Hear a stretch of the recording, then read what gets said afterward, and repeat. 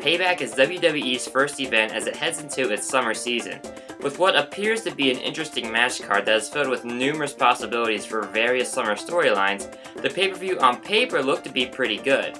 How was it in actuality though? Allow me to explain. The action started on the kickoff show as R-Truth took on Stardust. These two have butted heads the past few weeks, and I'm guessing that the rivalry came to an end with this match. It was a nice way to get the crowd ready for the rest of the event, and R-Truth picked up the win. The next match was also on the kickoff show as the Ascension took on Axelmania and Macho Mandow, aka the Mega Powers 2.0. This match was not that good, and it only served as a way to help get the Ascension over with the crowd. Hopefully this means WWE will actually build the Ascension, but I also hope that Axel and Sandow are not still going to be used as jobbers. The first match on the official Payback card is between Sheamus and Dolph Ziggler. This was a really good match and an awesome way to start off the actual pay-per-view event.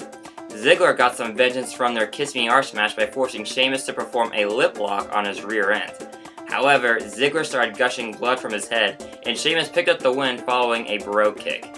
I think Sheamus will move on and win the IC title at Elimination Chamber. What followed was a 2 out of 3 falls match for the WWE Tag Team Championship between The New Day and Tyson Kidd and Cesaro. Personally, I love both of these teams and thought they had a great match.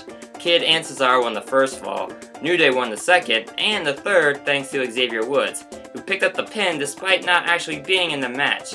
I guess it counted because of the Freebird rule, but regardless, the match itself was really fun to watch, and it will be interesting to see how New Day defends their Tag Team Championships at Elimination Chamber.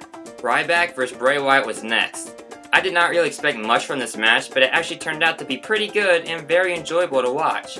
I was hoping that Rowan and Harper would interfere on Wyatt's behalf, but unfortunately it did not happen. Wyatt still picked up the win though, and Ryback looked strong in defeat. The I Quit match between Cena and Rusev for the United States title followed. This was a brutal match, and it really made Rusev look strong.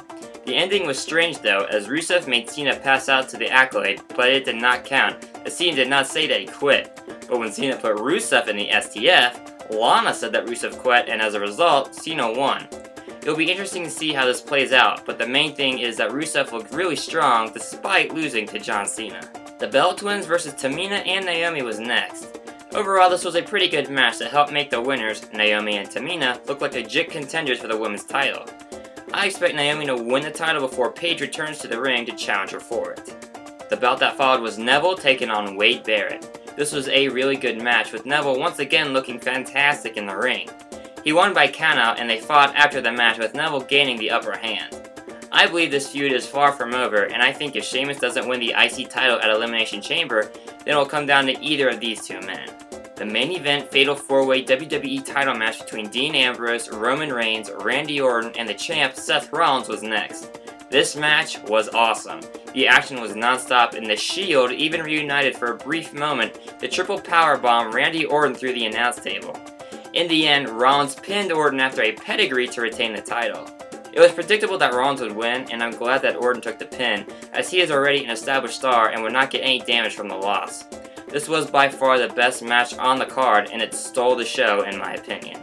In conclusion, Payback was a great show, and so far is the second best event of the year, only behind WrestleMania 31. The matches were really good, the action was intense, and my boy Dean Ambrose looked strong in the main event and got a great crowd reaction. Hopefully he wins the Money in the Bank briefcase and wins the title. If you did not watch Payback, try and catch a replay of it. You will not be disappointed.